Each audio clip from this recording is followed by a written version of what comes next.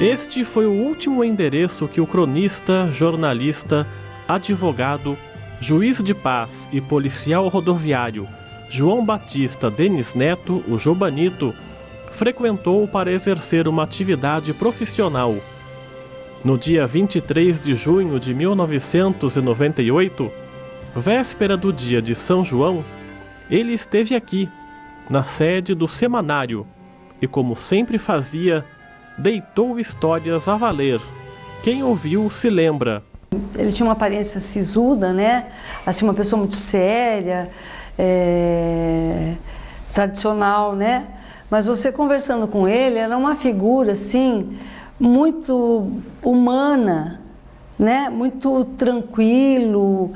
Ele conversava com a gente horas, se você se desse o tempo dele, o nosso, e contava histórias, e era uma pessoa muito educada, muito gentil. Ele ouvia as pessoas. Então, ele era uma pessoa paciente, uma pessoa presente. Se a gente tinha dificuldade, ele gostava sempre de ensinar alguma coisa para nós. Estava sempre querendo ensinar alguma coisa. E era essa presença que eu lembro muito dele. Assim, quando ele não gostava, ele não falava.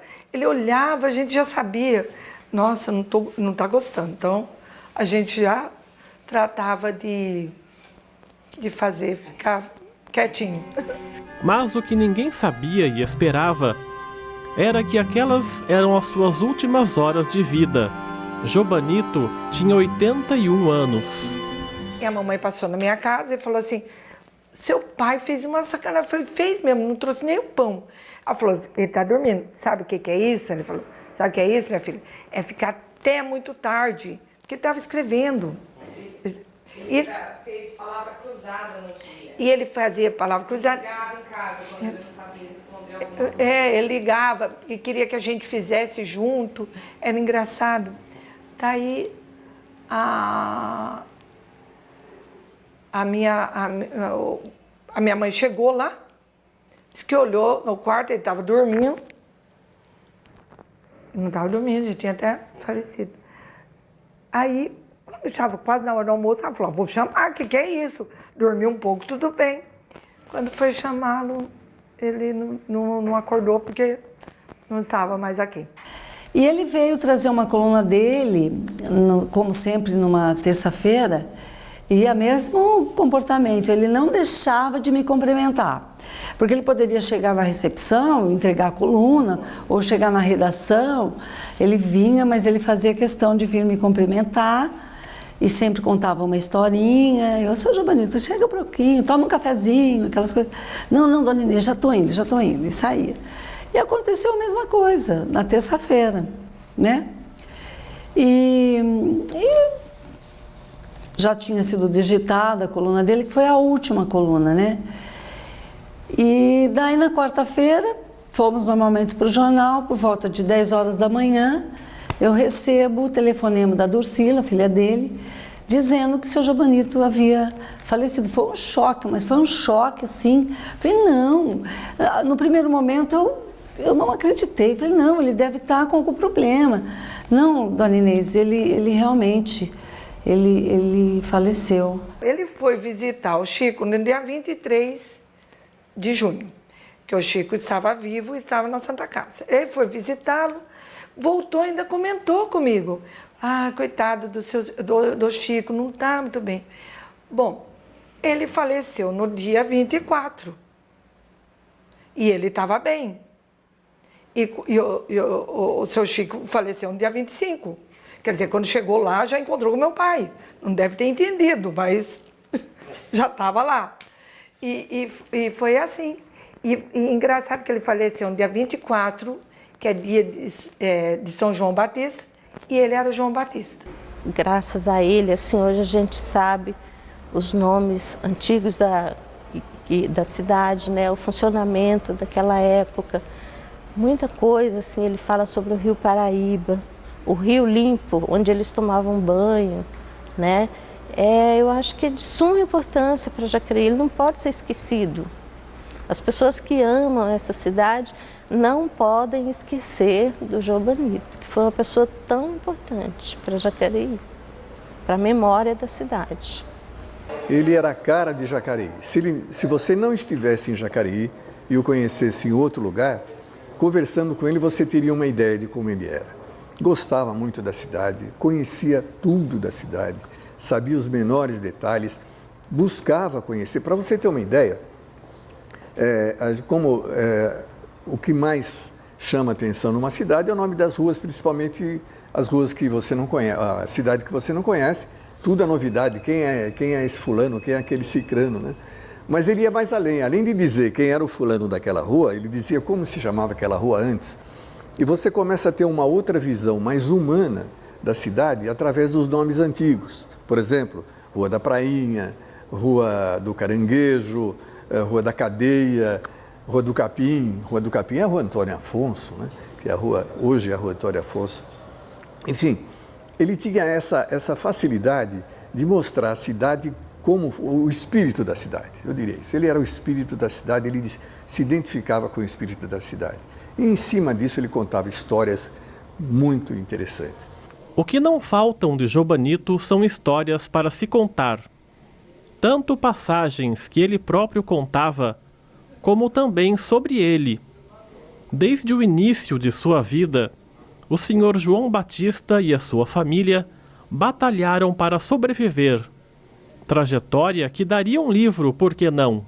A cidade tem perdido muito a sua identidade cultural, a tradição, por causa do crescimento da cidade, né? Então, essas coisas, essas promoções, né? Enfim, como a Câmara está fazendo, é muito bom para resguardar, preservar essa memória, né? A minha avó, Inocência, e meu avô, Eduardo Diniz. O meu avô veio da Bélgica. Sei pouco porque eles faleceram, eu ainda era meio menina. O meu avô, eu lembro assim, muito pouco, porque eu era bem pequena, de um senhor alto, muito claro. E a minha avó Inocência, que eu tive um contato um pouquinho maior, mas também era bem criança quando ela faleceu. A infância dele deve ter sido uma infância tranquila, aqui em Jacareí mesmo.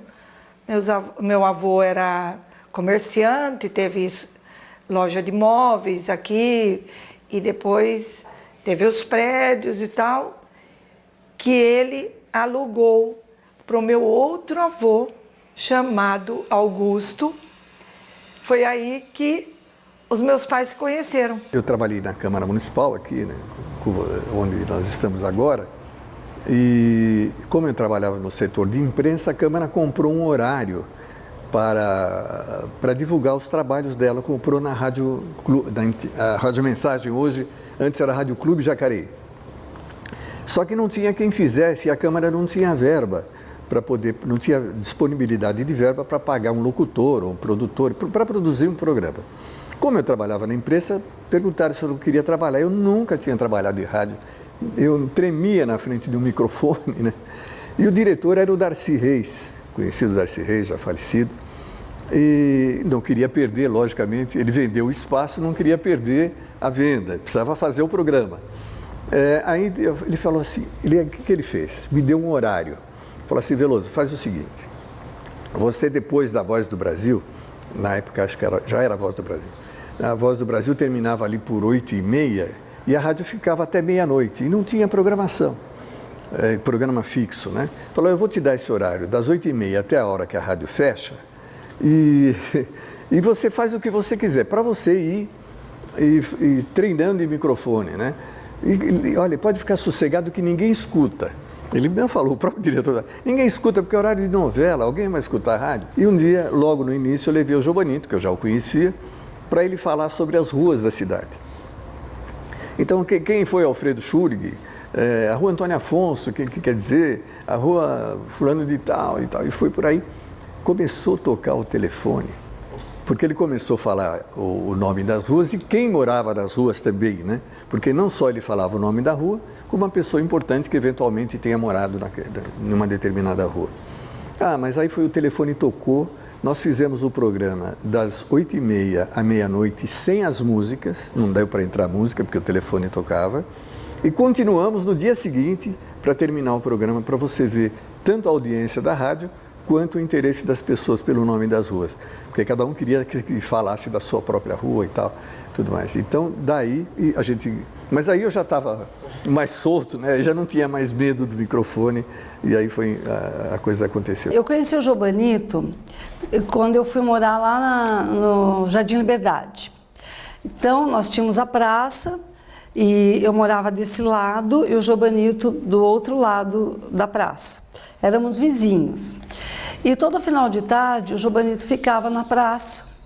E as crianças ficavam na praça, porque eu ia buscar meus filhos na escola e as mães ali, né, porque eles eram todos amiguinhos, estudavam na mesma escola, também buscavam. E eles gostavam de ficar na praça, como toda criança. Eles cresceram saudavelmente numa praça, né? E aí... Estava sempre de olho, às vezes ia lá junto com as crianças. E nisso comecei a conversar com o Jobanito, que ele veio falar do jornal. Já tínhamos o jornal. Que ele veio falar do jornal, que ele gostava muito, que ele lia o jornal. E aí ele começou a contar causos.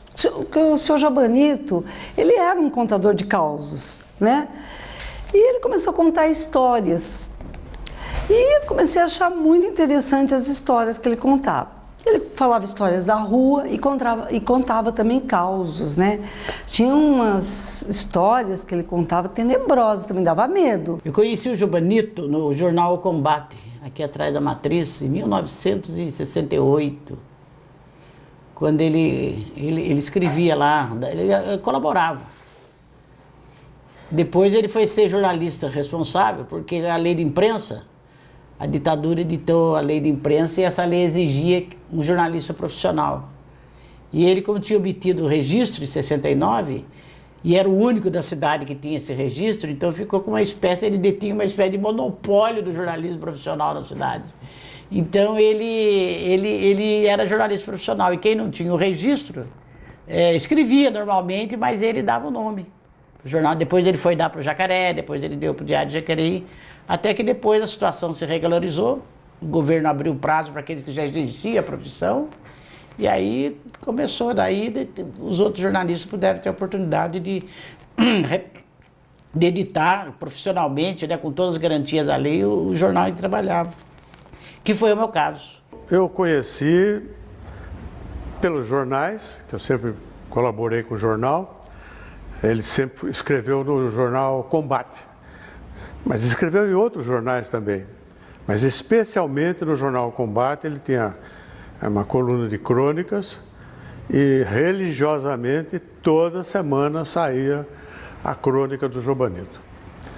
Ele colaborou também no Jacariense, se não me falha a memória, e outros jornais daqui, de Jacaré. Ele sempre estava presente na vida dos jornais. Foi através dessa presença dele que eu passei a conhecer o Jobanito, mesmo pela Rádio Clube Jacareí. Sempre ele aparecia pela Rádio Clube Jacareí, aparecia lá para conversar, para dar informações. Era uma pessoa bem relacionada. Pai extremamente carinhoso, presente, atento. Ele, aliás, não era só com os filhos, não, com todos. Ele tinha uma frase que ele gostava de dizer: o preço do sossego é a eterna vigilância. Então, ele era uma pessoa vigilante e muito carinhosa, muito... Ele praticava a gentileza, ele era muito gentil, muito presente. Gostava de presentear nós todos com livros, sempre com livros. E gostava de ler à noite, para a gente dormir. Sempre tinha uma fábula de La Fontaine, um pedaço dos livros de Monteiro Lobato, mas sempre ele tinha esse momento com a gente. Com a gente que eu falo, eu e meus irmãos. Tem de tudo e para todos os gostos. Jobanito era um profissional de variadas aptidões. Nascido em Jacareí, em 15 de abril de 1917, Dias dos Santos Anastácia e Benedito José Labre, Jobanito pelegou para trabalhar, mas foi bem sucedido. Casou-se com Dona Daziza e teve 7 filhos. Olha, eu nunca vi os dois nem discutirem. Era interessante, eles tinham uma parceria, eles eram assim, uma cumplicidade. Até eu costumo comentar isso com as minhas filhas. Um parece que completava o outro. Tanto o meu pai quanto a minha mãe. Eram pessoas assim... A minha mãe os dois muito otimistas. Sempre. O papai dizia assim, não está dando certo porque não chegou ao final. Porque tudo dá certo no fim. Era a frase dele. Então, e os dois sempre juntos, sempre unidos. Se a mamãe chamava a nossa atenção, ele... Não era aquela família que às vezes um vai contra o outro, não. Sempre os dois juntos. O João Diniz, que assim era conhecido, né, João Diniz, ele era uma pessoa extremamente simpática, era um homem atencioso, prestativo, ele era falava bastante, mas uma conversa interessante, né? Porque ele sabia muito da história de Jacareí. Então, vamos assim dizer, ele tinha 2 grandes paixões, a história de Jacareí e o jornalismo. Então, ele mesmo uma vez me disse que desde muito novo, ele já tinha um fascínio pelo jornalismo, né? Quando lia os jornais da capital, Estado de São Paulo, etc., né? E depois, ele, em 1939, ele começa a escrever nos jornais. Os jornais da época, Folha do Povo, o Jacariense, depois o Combate. Ele sempre tinha uma história nova para contar. Aí ele contava 1, 2, 3 histórias, uma memória muito boa, uma pessoa muito afável e muito entusiasmado por Jacareí. Essa é uma característica muito interessante no Jobanito, que o interesse dele era Jacareí. Assuntos que estavam acontecendo, assunto que já aconteceu, uma particularidade, às vezes, de um bate-papo que ele teve com alguém. O Jobanito era uma pessoa muito interessante e ele contribuiu, isso é bom fixar, muito, mas muito mesmo para a história de Jacareí. Porque ele foi capaz de levantar informações, ouviu dizer. Então, muitas vezes a gente vai buscar informações em fonte primária, isso em documentação, a gente encontra lá referências que ele fez. Ele era um jornalista, né? Um escritor, uma pessoa muito simples, uma pessoa do povo, assim, mas que escrevia muito bem. Ele tinha um talento nato, né, para falar, para escrever. Ele também trabalhava na época na rádio, que hoje é a Rádio Mensagem, mas naquela época era a Rádio Clube, né, de Jacareí. E ele era uma pessoa assim que valorizava muito a honestidade, o caráter das pessoas. Então é isso que me admirava nele, porque ele, embora ele fosse uma pessoa muito conhecida na cidade, né, as pessoas gostavam muito dele, mas ele era uma pessoa super simples, né, e com um talento assim indiscutível. O Jobanito era uma figura já conhecida, né? Então as pessoas falam, às vezes a gente queria pesquisar alguma coisa e as pessoas indicavam, olha, o seu Jobanito é uma fonte muito boa, é uma fonte muito boa. O que eu não imaginava é que ele era uma super fonte, porque o seu Jobanito era uma biblioteca humana, né? E eu tinha, assim, ideias de sentar um momento com ele, sabe? Tipo como nós estamos conversando, e gravar com ele várias histórias, e esquecer do tempo e deixar ele contar. Mas infelizmente não deu tempo, né? Porque o trabalho é muito assoberbado, a vida sempre atarefada, e não conseguimos marcar um horário e sentar com o seu Jobanito e registrar e deixar histórias gravadas para o futuro, para a eternidade. Ele sabia realmente coisas. Ele, tendo nascido em 1917, ele conviveu também com pessoas que tinham vivido no século XIX, né? Então, isso daí é uma coisa também que conta muito, porque ele teve o depoimento de muitas pessoas que contavam coisas para ele, e ele tinha uma boa memória, ia acumulando todo aquele acervo de conhecimentos, e muita gente contava as coisas para ele já desde o século XIX. Quer dizer, a principal período que ele fala é a primeira metade do século XX, mas ele já tinha até coisas de anteriores e conviveu com pessoas também que viveram o começo do século XX, a década de 10, a década de 20, etc. Né? O Jobanito era uma pessoa bonachona, tranquilo, gostava de contar a história do pessoal, dos amigos dele de Jacareí, gostava de conversar na rua.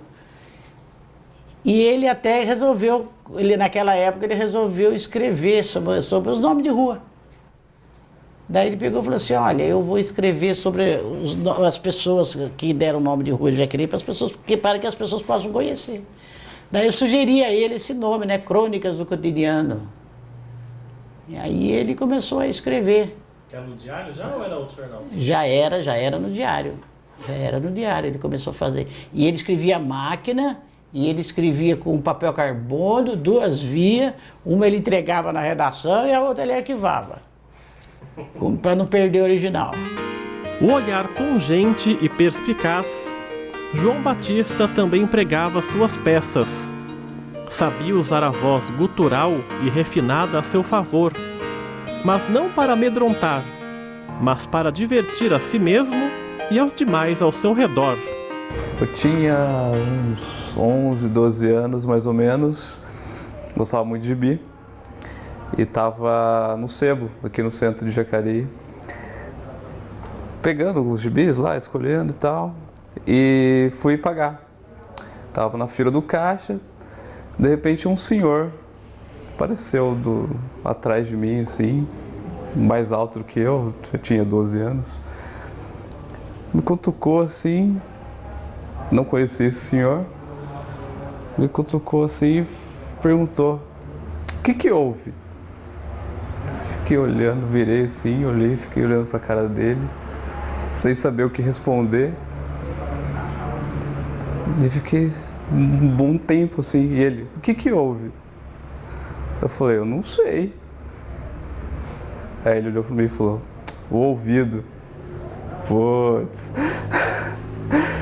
Aí, tempos depois, já faculdade, formado talvez, vim descobrir que esse senhor era o Jobanito, foi um jornalista aqui da cidade e que conhecia muito da história de Jacareí e que me pregou essa peça aí quando eu era criança, no sebo. Ele chegava na redação, respeitava todo mundo, conversava com todos, uma pessoa gostosa de você conversar, sabe? Bastante amável, muito inteligente, sabia muito, passava muita informação. Constantemente nós recebíamos telefonema de alunos que precisavam fazer trabalhos. Ele vinha na redação, recebia as pessoas, passava tudo que ele sabia e sabia muito. Ele tinha se aposentado, entre aspas, né? Ele acabou não escrevendo mais para o Diário de Jacareí, que ele fazia uma crônica diária, chamava... Puxa, não me lembro agora. Crônica do Cotidiano. Crônica do Cotidiano. Não era crônica, não era crônica, era crônica do Cotidiano. Muito bem. E ele parou de fazer, e aí o semanário estava começando. Eu falei, não, vamos lá. Ah, não, mas não vou escrever mais. Falei, não, vamos, a gente tá, né? E ele começou a escrever, e a gente começou a dar palpites também no jeito de escrever, né? Falar, olha, muda aqui, faz assim. A gente fazia em tópicos, mesmo que fosse um assunto grande, a gente fazia em tópicos, né? Dividia aquilo em tópicos, ficava mais fácil de ler, mas o leitor gostava mais daquilo, né? Chamava, como hoje, se fosse várias notícias pequenas, a gente pegava uma grande e dividia em pedaços, acabou. E ele voltou Então aí ele sempre dizia isso, puxa, vocês me fizeram escrever de novo e tal. E aí ele começou a escrever pelas ruas da cidade. Eu o classifico como um memorialista, porque ele tinha boa memória e ele, pela vivência dele, pelos contatos sociais que ele tinha, pela curiosidade nata, ele tinha muitas informações. E quando ele faleceu, o acervo de crônicas, os manuscritos deles, foram doados para o Veloso. A família do João Diniz entregou para o Veloso. E numa oportunidade que o Veloso teve que mudar para um apartamento, ele perguntou se eu queria as crônicas do Jobanito. Falei, quero sim. As crônicas do Jobanito, eu cheguei a comentar com você, sem nenhum exagero, nenhum, dava mais ou menos 1 metro de altura de folhas. 1 metro. Eu estou ainda revisando muitas delas, verificando. Algumas estou ficando com elas para que me interessam do ponto de vista da história de Jacareí, mas a grande maioria estou entregando no arquivo do município. Eu lembro só do tempo que ele foi se registrar como jornalista profissional. A ditadura exigiu que os jornais tivessem registro, jornalista profissional tivesse registro profissional. E abriu um prazo. E ninguém sabia na cidade. Naquela época ninguém estava preocupado com prazo. Nós éramos jovens. Todo mundo queria brigar contra a ditadura, 68, 69. E ele, como era policial rodoviário federal, ele tinha acesso ao diário oficial. Daí ele se registrou e não contou para ninguém. Aí ficou todo mundo boiando aqui. Aí ele chegou com o registro dele. Aí ele teve aquele monopólio jornalístico da editoria, do editor responsável, né, do jornalista responsável. Então os jornais contratavam ele para ser editor responsável. Até que depois a lei abriu, todo mundo, aqueles que tinham tempo, registraram-se.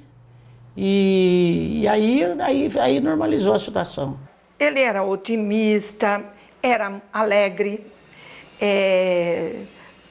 Tinha essa ironia sutil, né? Ele fazia uma ironia inteligente com as coisas e levava a vida leve. A verdade é essa, ele levava a vida leve, embora no trabalho dele fosse estressante. Ele tinha assim momentos ruins, né? Mas ele nunca trouxe nenhum problema para casa.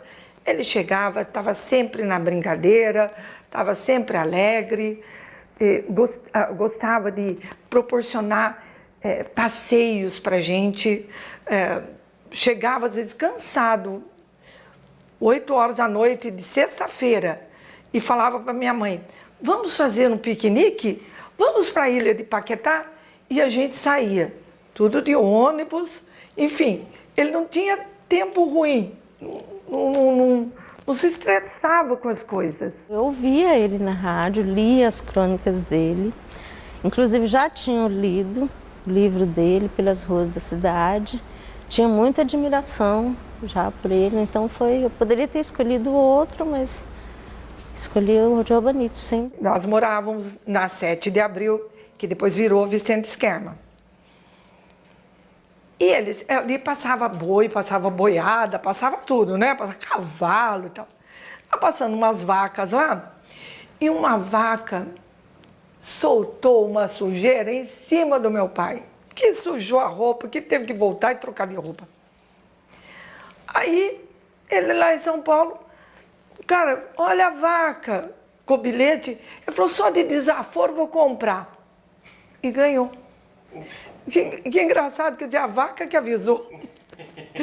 Então ele contava isso porque, olha, tanto que lá em casa a gente até brinca que tem o dia da vaca, porque a vaca, então ele falava, viu, por isso que na Índia a vaca é sagrada. Ele fazia essas brincadeiras. Essa rua levou o seu nome. A homenagem foi feita logo após a sua morte e a lei foi promulgada pelo prefeito da época, Benedito Sérgio Lencioni. Mas BSL foi além e pôs o nome de Jobanito também nessa biblioteca.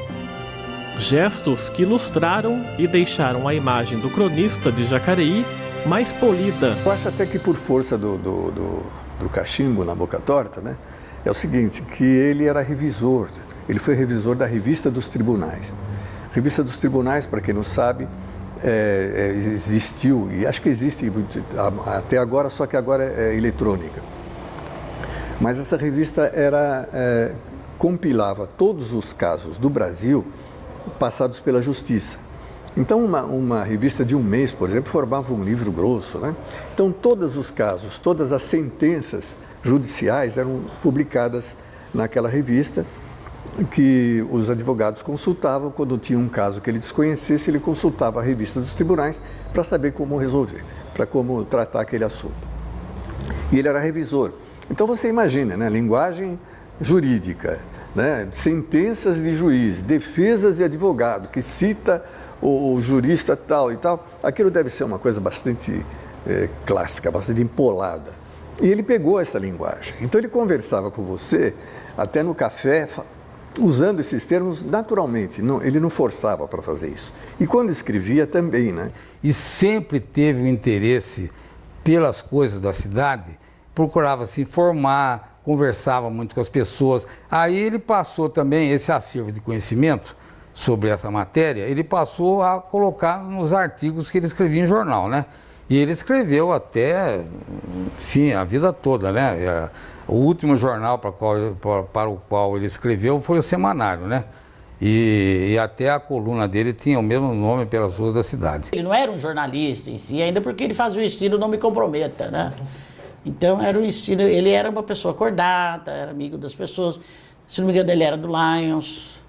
Então ele achava que o jornalismo, vamos dizer assim, um jornalismo mais combativo que se fazia naquela época, que nós fazíamos, que eu comecei a fazer, isso aí não era o estilo dele realmente, não era o estilo, era uma questão de estilo, de vocação, e ele não era assim. Então ele gostava mais de agradar todo mundo, fazer aquela convivência harmônica, social, contar história, ouvir história, isso que ele gostava. A Revista dos Tribunais era feita pela editora, que chama Editora Revista dos Tribunais. Só que além da revista, a editora editava livros também. E caiu para a editora fazer, uma encomenda comum, né? O livro 15 da Raquel de Queiroz, e caiu para ele revisar. Ele era revisor, então ele revisou, era a medalha que ele ostentava da profissão era essa. Eu revisei o 15 da Raquel de Queiroz. Hoje as hoje as editoras, os livros, usam mais que um revisor, né? Hoje, pelo mínimo, uma editora grande usa 4 revisores para cada livro, e cada um tem uma especialidade na revisão. Porque o livro é perene, ele errou uma vírgula, ela permanece, né? A edição daquela vai embora. Mas na época não, na época era um revisor só, né? Ele tinha que se virar e se virou bem, então era por isso. E a editora editou o livro 15 da Raquel de Queiroz e caiu para ele, como poderia ter caído para outro. E ele tinha muito orgulho de ter se formado em Direito, porque ele estudou com toda a dificuldade, tinha família, filhos e conseguiu se formar. Ele tinha muito orgulho disso, né? E ele contava assim, a gente tinha muita conversa com ele. E ele às vezes falava dos filhos, o filho que estudava. Tem a história de um filho dele que morava em São Paulo. Isso a gente achava muito engraçado. Ele contava sempre, porque ele chegava e falava, hoje eu não consegui acordar meu filho. Porque o que acontecia? O filho morava em São Paulo e ele tinha que acordar de manhã e ele ligava para o filho para acordar o filho. Entendeu? Todo dia ele ligava para esse filho para acordar esse filho, para ele trabalhar e tal. E ele falava, meu filho tem muita dificuldade para acordar. Tem dia que eu ligo e toca, e ele não atende, demora mesmo, né? Ele chegava com tal coisa assim, viu, Lencioni? Tal coisa assim. E explicava, usava o palavreado normal dele, né? Tinha uma palavra que me foge agora, ele gostava muito de usar. Me fugiu agora na memória a palavra. Mas ele era a pessoa de um convívio muito bom, pessoa humana, né? Da paz, porque está sempre... Ele não escrevia crônicas atacando alguém, criticando alguém, nunca. As crônicas de Jobanito, você podia ler, não tinha nenhuma crítica amarga ou azeda, como a gente de vez em quando escreve, né? Eu, por exemplo, de vez em quando, estou meio azedo. Jobanito não. Ele está sempre afável, as histórias dele muito curiosas, interessantes, nunca denegriu ninguém.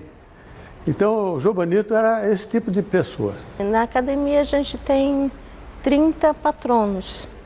Quando eu entrei, ainda tinha acho que uns 7 ou 8 patronos, né? E eu escolhi ele, porque a admiração que eu tinha por ele, né, era muito grande. E aí eu escolhi o Jobanito. Acho que foi uma ótima escolha. Foi o primeiro que começou a escrever nos jornais sobre a história da cidade de uma forma periódica, né? Então, outros vieram depois, mas ele foi o primeiro. Então, já nasce aí, já se vê por aí a sua importância para o meio jacariense, para, enfim, a nossa história, para a sociedade de Jacareí, que através dos seus artigos ia conhecendo muita coisa da história que ele contava, muitas vezes porque viveu até fatos, ou porque soube de outros que eram mais velhos, que o antecederam aqui, vivendo na cidade, e ele então era muito bem informado a respeito de tudo que era de Jacareí. As curiosidades sobre a sua figura singular e preciosa se acumulam. De amigo bem próximo do poeta Menotti Del Picchia, a ganhador do Jogo do Bicho, ou até mesmo um acidente de ônibus, onde ele se salvou porque mudou de lugar no último minuto. Há muitas outras informações sobre Jobanito, mas que pouca gente sabe. Tem uma história de um acidente que ele estava... Isso ficou notório. Foi um acidente muito feio, não posso precisar a época, mas foi um acidente muito feio de um ônibus que várias pessoas morreram. Ele estava sentado, ele veio de Minas Gerais para cá. Em vez de vir com o carro da polícia, ele quis chegar antes para a família. Então ele falou, não, eu pego um ônibus e vou embora. As pessoas iam voltar no dia seguinte. Aí ele veio, foi sentar no último lá atrás, para poder dormir. Eu vou dormindo, chegou amanhã, tranquilo. Aí o motorista parou, o ônibus chegou lá e falou, seu guarda, o senhor pode sentar lá do meu lado? Porque eu estou meio com sono, assim, eu vou conversando com o senhor.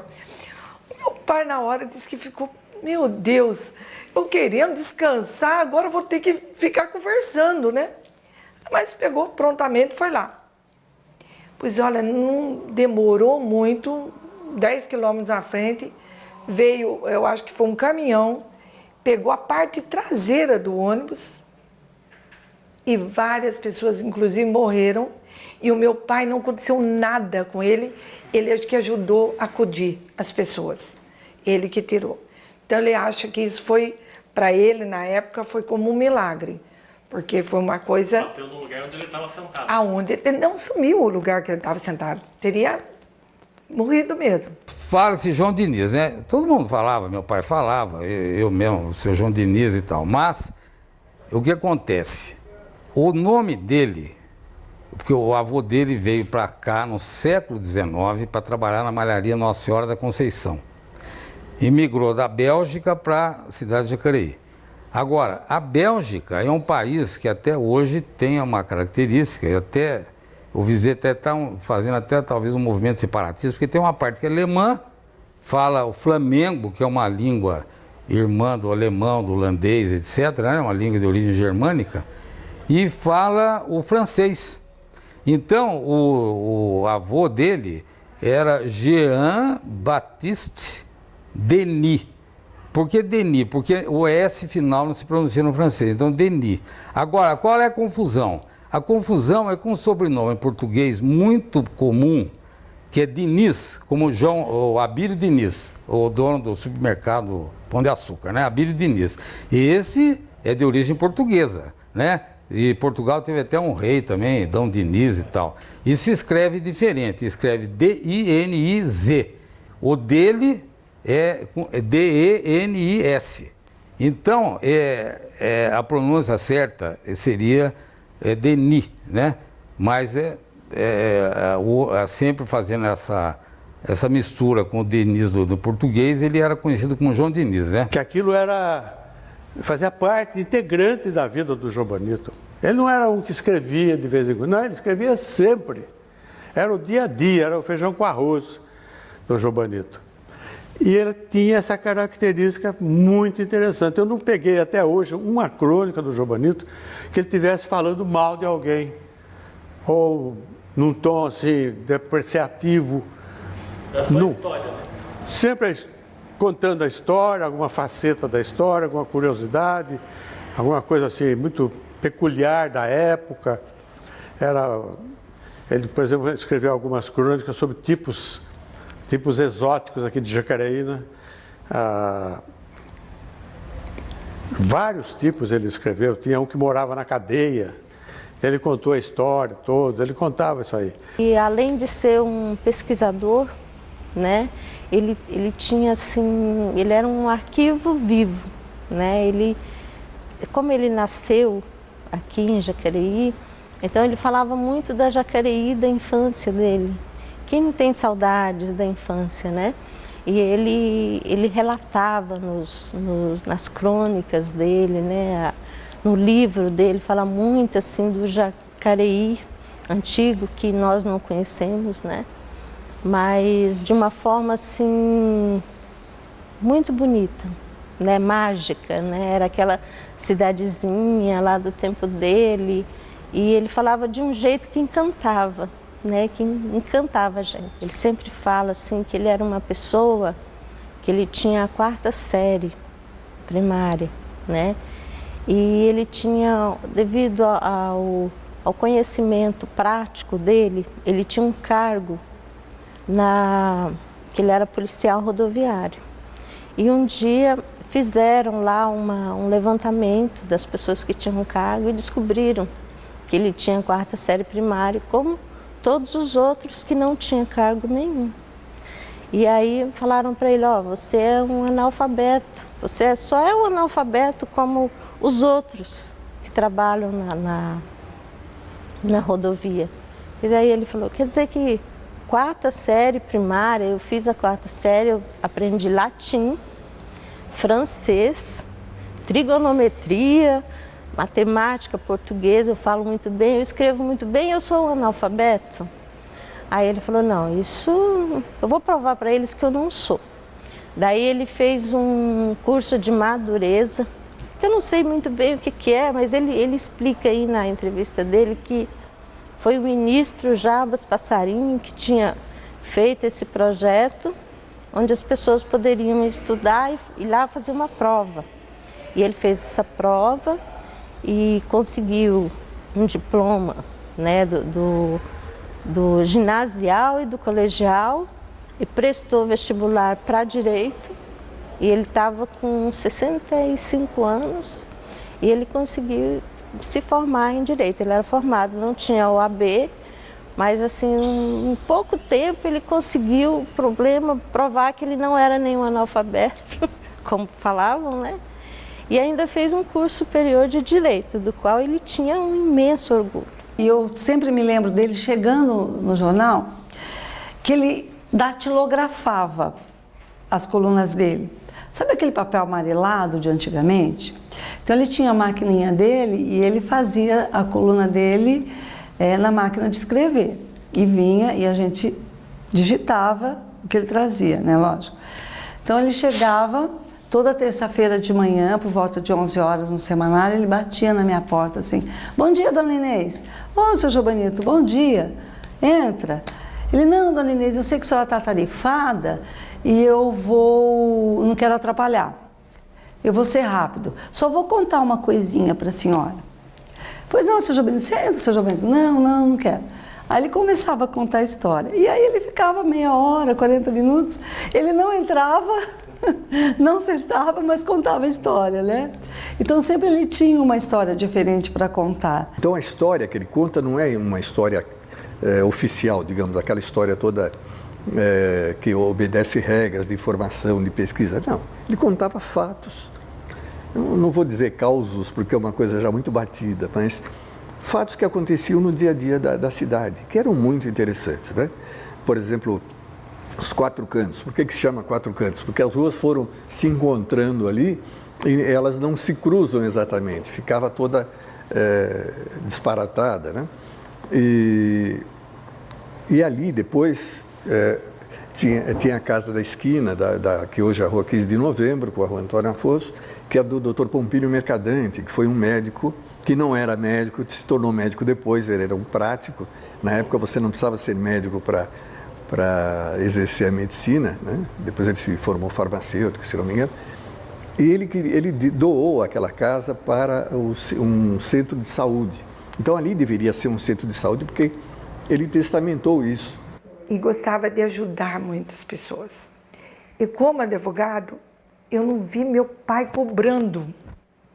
Tanto que quando ele faleceu, né, chegou um casal, a mulher chorava nos pés do meu pai, de alegria, porque ele tinha resolvido uma pendência difícil e ele tinha resolvido. Então, ele fazia isso. E tudo gratuitamente. Eu nunca vi meu pai falando assim, eu vou cobrar. Ele não esperava nem agradecimento. Ele fazia por ele mesmo, era uma coisa dele. Ele fez direito muito tarde, né? Fez direito tarde.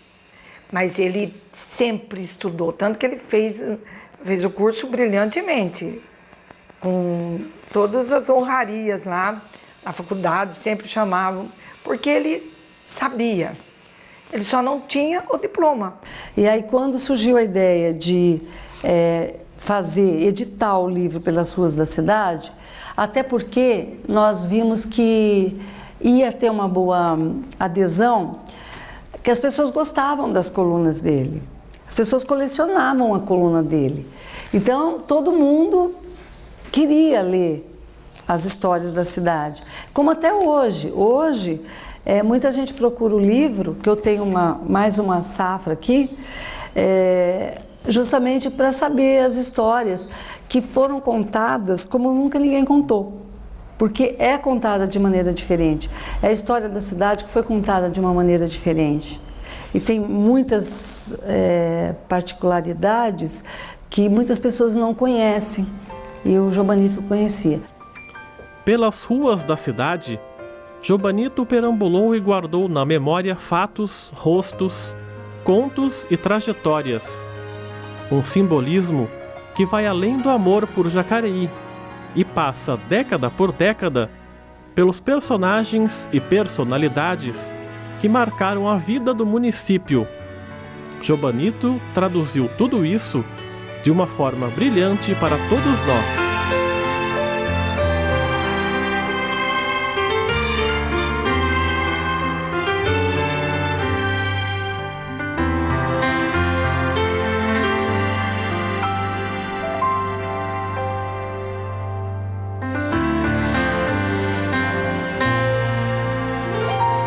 Era motorista da família, porque as minhas filhas eram todas, não tinham idade para dirigir, né? 14, 15 anos, 16 anos. Ele levava, ele fazia questão de levar, e todas elas sempre laboriosas, sempre trabalharam, né? Então ele levava para aula, ele levava para... Elas sempre davam aula em escolinha, isso com 15 anos, 14 anos, que eu era ajudante lá. E ele levava.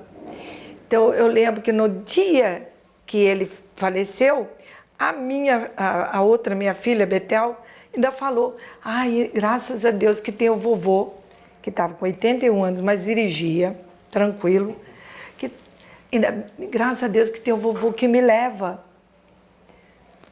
De repente, ele faleceu. Ele deixou um vácuo.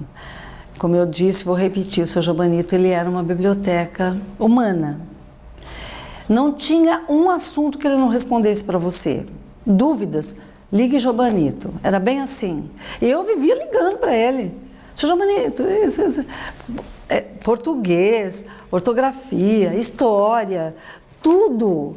Tudo. Você tinha que levantar alguma coisa. Seu Jobanito sabia. Tudo. Os alunos viviam pedindo para ele fazer entrevista para matérias, tudo. Ele sempre tinha a história, ele sempre tinha a solução, ele sempre tinha o conhecimento do assunto. Se era menos do que ele achava, que ele considerava que era pouco, ele pesquisava para informar mais. Eu acho que Jacareí perdeu uma pessoa muito ilustre. Mas ele era uma pessoa que tinha vivido aquela história, né? Ele morreu com 81 anos, 80, Então, ele nasceu aqui em 1917 e de lá para cá muita coisa aconteceu e ele guardava tudo isso na cabeça. A cidade precisa ter alguns jobanitos. Eu digo isso no sentido de pessoas que são verdadeiras âncoras do que foi a cidade elas são elos entre o que acontece hoje, com todo o modernismo que tem a cidade, e teve naquela época também a sua parte, com o que foi antigamente.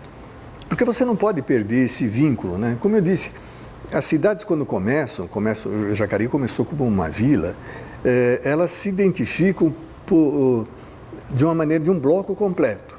Por exemplo, a Rua das Flores, que é a Rua Luiz Simão hoje, a Rua das Flores tinha uma floricultura, vendia-se flores nas bancas, não tinha nem floricultura, né? Nos caixotes, na Rua das Flores. A Rua de Baixo, porque ela ficava abaixada em relação à matriz, né? E assim tantas outras ruas, né? Então, o jobanito faz a falta disso e de ter esse sentimento pela cidade que passa. Aí você começa a ver a cidade, através das ruas, você vê ela mais humana. Ninguém tem memória. No Brasil não é que as pessoas não têm memória, as pessoas não lembram. Os mais velhos lembram, agora os mais novos não sabem nem de que se trata. Não é só o fato de ser ele. Não tem esse registro. Mas por que eles não sabem? Não sabe porque não tem acesso. Quem que vai falar? Não tinha Facebook na época. Não, o Facebook era fofoca, era o banco da praça, em frente à farmácia, a drogaria Santa Rosa, lá na praça Conde Fronten ali, que era o antro da fofoca ali que corria tudo, Bar Brasil. Não tinha, então as pessoas não têm essa... Ainda porque os amigos deles já são bem mais velhos, muitos morreram, e ficou para trás essa história. E não tinha o registro, né? Hoje, daqui a um tempo, os mais jovens vão lá no arquivo da TV Câmara e vão ver os personagens, né, que já não estiverem mais aqui. E ele se informava, porque ele nasceu aqui, né? Então, já o pai dele também já era daqui, porque o avô dele que veio da Bélgica.